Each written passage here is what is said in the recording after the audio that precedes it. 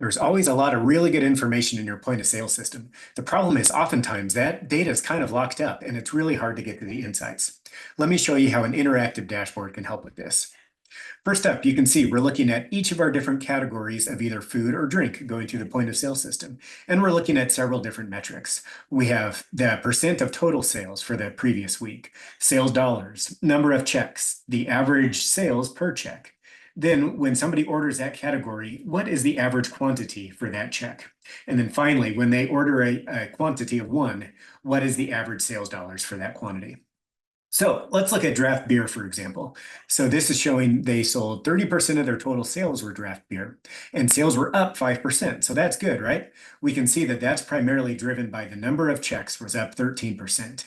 On the other side of things, we see the average check was down 7%. And now we can see why that was. That's because when somebody ordered draft beer, on average last week, they ordered 2.3 draft per check. And that's down a little bit from previous week or the previous 6 weeks. We're comparing this to the average run rate of the last 6 weeks. And then this last one is just showing that when they did order a draft beer, usually the average dollar amount was the same compared to what the run rate had been. Okay, so let's look at some trending information. So first up, we can see total sales by category. We're looking back the last 2 years, so we can see how things have trended over time. But oftentimes, especially when a business is seasonal like this one is, we can see some pretty big spikes here, right? Sometimes it's also really helpful to show like the mix of how each category made up of the total sales. So that's what we're looking at here. And what stands out, right? We can see that food started at this period at about a little bit under 50% and has grown up to be up to about 54%. So we've seen quite a bit of growth from food, and most of that is coming away from draft beer. Okay, so this is pretty good high level information, but now we want to dive in a little bit more. Let's do that. We're just going to click on food so we can see some more food information. So now we just have food information on the screen. We're looking at those same metrics. We're showing how they compared to the average week and then the same week last year. A lot of times it's really insightful to do a year over year comparison. And then again, we're looking at our 2-year run rate.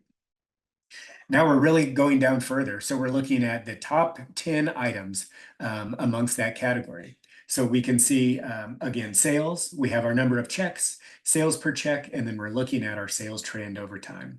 So we can see what items are doing pretty good. In this case, Burger D is up 16%. That's great. On the other hand, Fries A are down 17%. And we can see what's driving that. In this case, it's the number of checks that are down. Okay, cool. So we just looked at food. Let's just pop open draft so we can see what that looks like. Again, we can get all of our different metrics and statistics for just draft beer. We can see how we're comparing to last year. In this case, we're looking pretty good to last year and a good trend information.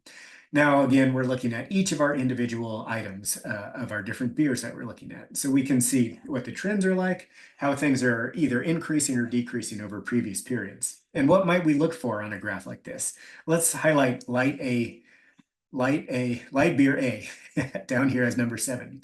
So we can see sales are down from our recent run rate, and even more concerning, our trend over time, right? This used to be a really high selling beer for us, but more recently it's really dropped off. So that's probably one we want to look at a little bit more. Maybe this beer is going out of style and we need to replace it with something else.